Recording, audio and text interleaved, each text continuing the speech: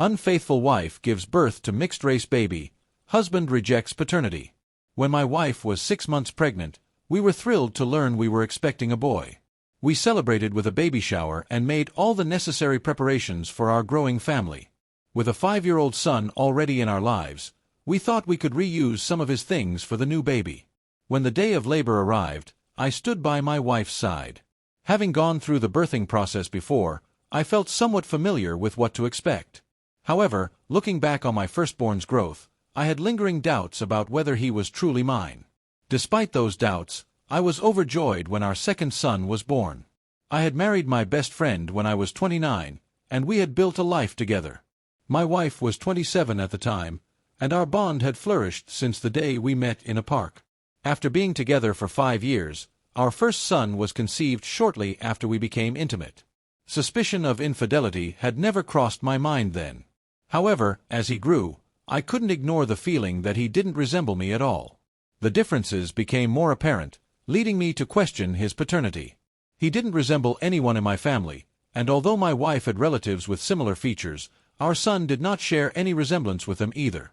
My concerns deepened due to inconsistencies in my wife's behavior. She often went out without clear explanations. One incident stood out when she claimed to be visiting a friend in the hospital.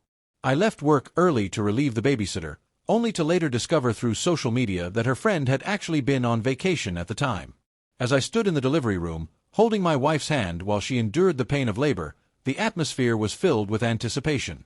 The medical team guided her through the process, and I offered words of encouragement, vividly remembering every moment as the contractions intensified.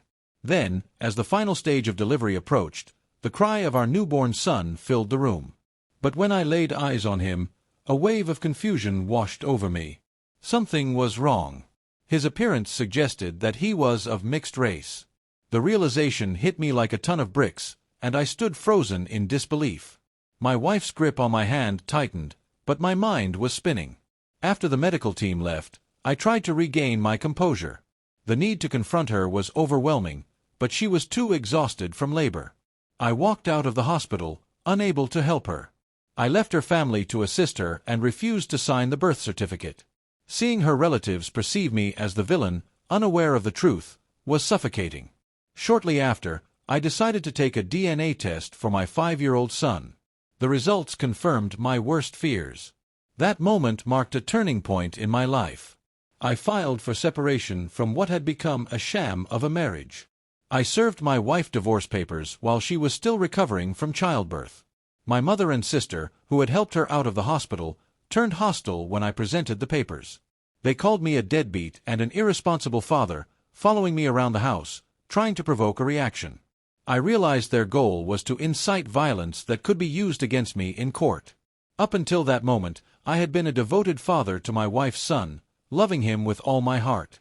But now, every time I looked at him, I felt anger, not toward him, but toward the betrayal that had stolen 5 years of my life. People began labeling me a monster for walking away, but they didn't know the full story. I packed my things and moved into an extended stay hotel, waiting until I could find an apartment.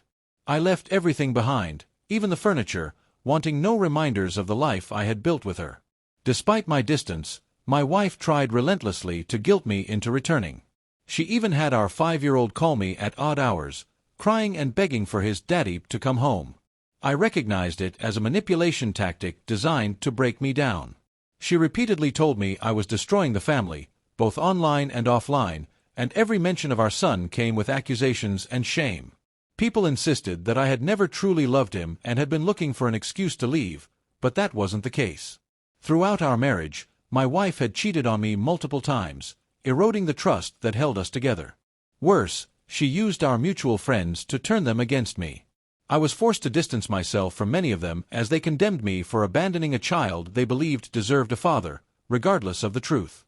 My parents and siblings remained my only source of support, though they, too, had formed a deep bond with my wife's son. They had babysat him regularly, making the situation even harder to navigate. Even with their support, the pain was overwhelming.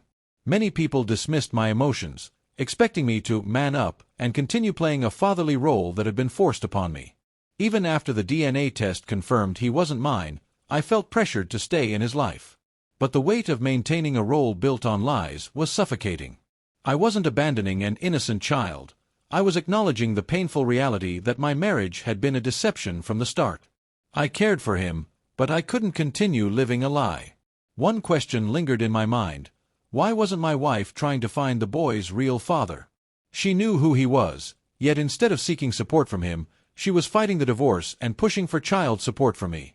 It was clear she wanted to keep me trapped in the web of deceit she had woven. My lawyer advised that I had a reasonable chance of avoiding child support, but the uncertainty only added to my stress. While financial obligations weren't my biggest concern, I feared my wife would continue using the child as a pawn. I still cared about him, but moving on was the only option. The emotional trauma I endured in this marriage left wounds that will never fully heal. But I have come to accept that my only path forward is to let go. This entire experience has exposed the painful reality of paternity fraud, the complexities of family court, and the unfair expectations placed on men in these situations. Many legal systems prioritize the welfare of the child above all else, even at the expense of the man deceived into fatherhood. Laws differ from state to state, and in some places, disestablishing paternity is difficult, even when the biological father is known. The issue is further complicated by debates around parental rights and obligations, as seen in countries like France, where paternity tests are banned to maintain family peace. At the heart of it all, trust is the foundation of any relationship.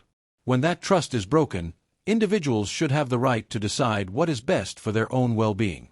My story highlights the need for open conversations about paternity fraud, relationship transparency, and the rights of those affected by deception. While I will always carry some sadness for the child caught in the middle of this mess, I know that the life I thought I was building was nothing more than an illusion.